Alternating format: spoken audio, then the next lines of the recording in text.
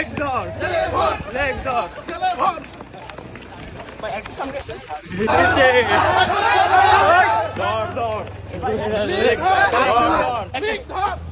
নৌকার তলা গেছে ডুবি, লাঙ্গলে নাই চাষ, ডিজিটাল পাল্লায় মাইপা দেখি ধানের শীষ পাশ। আমি দেশ বিদেশে ঘুরে ঘুরে জয় বাংলার গান গাই, আমার নেত্রী শেখ হাসিনা তুলনা যার না। আমি জীবনে এত ভয় পাই নাই কোথাও, এখন আপনার সামনে দাঁড়াইলে যে ভয় লাগে, কারণ আপনি খুব নির্দয় মানুষ, কখন যে মাইক বন্ধ করেন ঠিক নাই।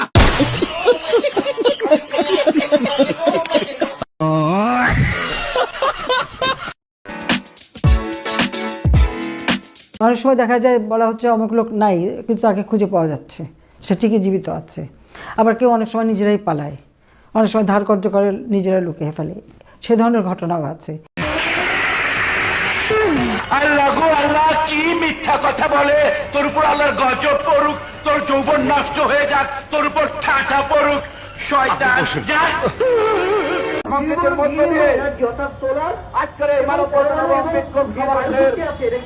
আনুষ্ঠানিক যাত্রা শুরু করবো। বিদেশের অন্যান্য দেশ, অনেকে চায়নার কথা বলি কিংবা জার্মানির কথা বলি, তারা কিন্তু শস্য ক্ষেত্রে কাজ করে। মানে স্পিকার সময় অস্ত্র বন্ধ সময় চলে গেল।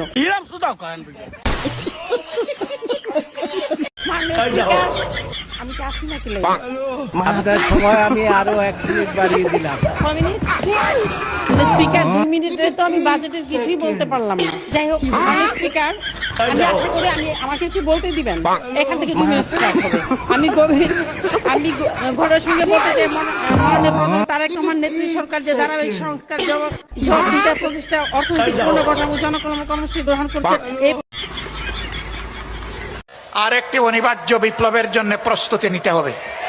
আপনারা কি সেই প্রস্তুতি নিতে রাজি আছেন?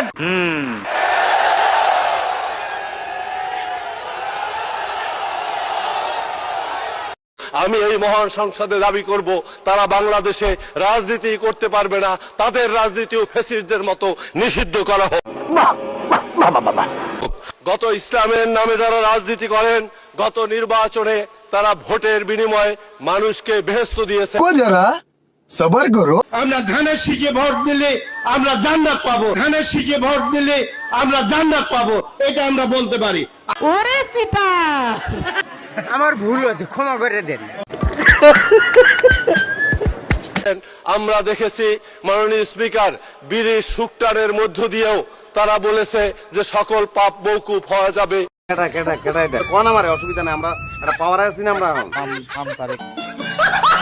2014 সালে আপনাকে মনোনয়ন দিয়েছে, 2014 সালে তো নির্বাচন করে নাই বিএনপি। মাননীয় স্পিকার, আমি এখনই বিদায় নিচ্ছি। আল্লাহ হাফেজ, সবাইকে ধন্যবাদ। আসসালামু আলাইকুম। কোথায় বিদায় নিচ্ছেন, শেষ করছেন? আরেকটা মাননীয় সদস্য, জাসদ ছাত্রলীগের নেতা, বর্তমান জামাতের আমির, তিনি বলছেন আর একটি গণঅভ্যুত্থান অনিবার্য। মানে গণঅভ্যুত্থান এত সস্তা জিনিস, এত পাঞ্চে জিনিস। এদের এই বক্তব্যের কারণে কিন্তু এই পুশিন সহ বিভিন্ন যে সমস্যা সংকট, এগুলোর সুযোগ একটি গোষ্ঠী পাচ্ছে। এই যে শুভেন্দুর ভাষায় যে কথা বলতেছে, শুভেন্দু অধিকারীর বক্তব্য একই রকম। এটা গরিবের শুভেন্দু অধিকারী, ওনাকে সবচেয়ে ভালো উপাধি ওনারা মানে। গণঅভ্যুত্থানের পোস্টার বয় নাহিদ ইসলাম, আমার লজ্জা লাগে। স্বাধীনতা বিরোধী একটি গোষ্ঠীর নেতৃত্বে এনসিপি গিয়েছে। নাহিদ ইসলাম তো জামাতের আমিরের থেকে বড় নেতা। ভাই আসতে পারেন, শরীর খারাপ করবে। আর্জেন্টিনার গেঞ্জি পরা মেয়েরা কিন্তু একটা হট আর কিউট। ইয়েস, ছেলেগুলো রে অনেক কিউট হয়। 7 আপ খাবা, খেলা উপভোগ করবা। এরা খায় লাগা। আমাদের দলে আসো। তোমার দাদার ছিল বেশি, বাবার ছিল অল্প। তোমাদের ভাই গাল বড় গপ্প, আর কিছুই তো নাই। আর কিছু করার ক্ষমতাও নাই। পারছো বাপ দাদার আমলের কাপ নিয়ে খালি হই হুল্লোড় করো। এই যে আমরা দেখো, আমাদের জেনারেশন খালি মেসি আর মেসি, কি দুর্দান্ত খেলতেছে ভাই। কি জলে দিছি না কালকে দুইটা জলে। আমরা এইবারও বান্ধবী ফাইনালে যাবো অবশ্যই, ইনশাআল্লাহ। 7 আপ খাবা, খেলা উপভোগ করবা। সেই কালা পাঠা কালা মাগুর গেছে লন্ডন দখল করতে, অক্সফোর্ড দখল করতে। সেই কালা পাঠা কালা মাগুর এখন এমপি হয়েছে। যারা কোটা না করতে করতে কোটায় উপদেষ্টা হয়েছিল, কোটা না করতে করতে কোটায় এমপি হয়েছিল, সেই কোটায় এমপি হয়ে তারা 7 সিস্টার দখল করার চিন্তা করেছিল। এখন সেভেন সিস্টার দখল করতে করতে গেছে লন্ডন দখল করতে, অক্সফোর্ড দখল করতে। বলে যে অক্সফোর্ড ইউনিভার্সিটি থেকে নাকি তাদেরকে আমন্ত্রণ জানিয়েছে, তখন যেটা মিথ্যা প্রমাণিত হলো, তখন আবার বললো যে অক্সফোর্ড ইউনিয়ন থেকে তারা একটা কর্মসূচিতে অংশগ্রহণ করতে গিয়েছিল, এটাও মিথ্যা প্রমাণিত হলো। আসলে অক্সফোর্ড ইউনিয়নের একটা হল ভাড়া নিয়ে তারা গেছে প্রোগ্রাম করতে। শয়তানের সব ভেতরে আয়।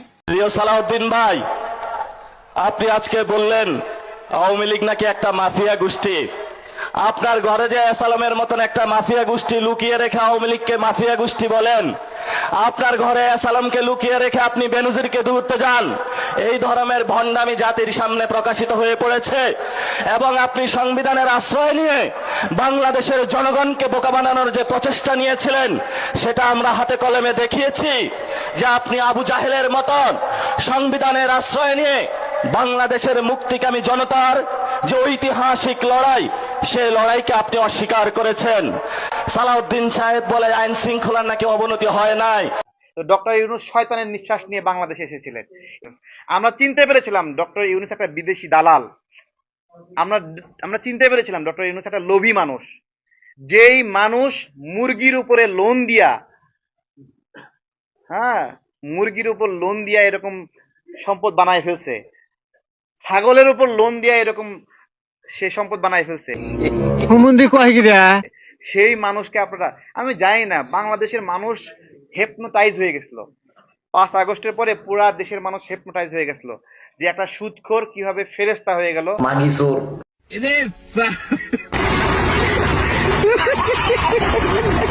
রাখেন আপনার বাক স্বাধীনতা, জীবন বাঁচতেছে না। মানুষ ধরা খেলো যখন পেট্রোল পাম্পে গিয়ে তেল পাওয়া গেল না, তখন মানুষের আশা হতে হলো যে এটা কি ধরনের কথা, এসে তো ইউনিভার্সিটি ভালো ছিল, ইউনিভার্সিটি অ্যাটলিস্ট দাম বাড়ায়নি। সঠিক বলেছেন। একটা জিনিস বুঝি না যে পররাষ্ট্রমন্ত্রী, স্বরাষ্ট্রমন্ত্রী এরা কি ভারতের দালাল হলে নিয়োগ করা হয়, নাকি এই পদে বসার পরে দালাল হয়ে যায়? বলতে পারবো না। আজকে স্বরাষ্ট্রমন্ত্রীর বক্তব্য মনে হয় যেন দীপুমণির বক্তব্যের মতো। আজকে পররাষ্ট্রমন্ত্রীর বক্তব্য মনে হয় যেন হাসান মাহমুদের মতো। এখানে বক্তারা বলেছেন যে নত জানু পররাষ্ট্রনীতি। আরে যে কূটনীতিককে নিয়োগ করেছে তিনি তো একজন রাজনীতিবিদ, তিনি তো কোনো কূটনীতিক নন। তার কাছ থেকে কূটনীতি কি আশা করবেন? তিনি বাংলাদেশে এসেছেন বিজেপি এবং বিএনপির সাথে সম্পর্ক করে হাসিনাকে প্রধানমন্ত্রী হিসাবে নিয়ে আসার জন্য। বলো কি, তুমি সত্যি বলছো? হ্যাঁ। তাদেরকে বলতে চাই, বাঘের লেজ দিয়ে কান চুলকাবেন না। এই দেশ শেরে বাংলার দেশ, এই দেশ শাহজালালের দেশ। এই দেশে হিন্দুত্ববাদী আগ্রাসন আমরা মেনে নেব না। আপনারা মুখে বলবেন ভারতের বন্ধুর কথা, আর সীমান্তে দিবেন কাঁটাতারের বেড়া। আজকে পুশিন যদি করতেই হয়, শুভেন্দু অধিকারীকে পুশিন করেন। শুভেন্দু অধিকারী স্বঘোষিত বাংলাদেশী। পুশিন যদি করতে হয় হাসিনাকে করেন। আপনাদের সবাইকে ধন্যবাদ। ভারতের সকল আগ্রাসনের বিরুদ্ধে আজ থেকে আমরা রাজপথে নেমেছি। আমরা ভারতীয় আগ্রাসন মোকাবেলা করেই ঘরে ফিরবো ইনশাআল্লাহ।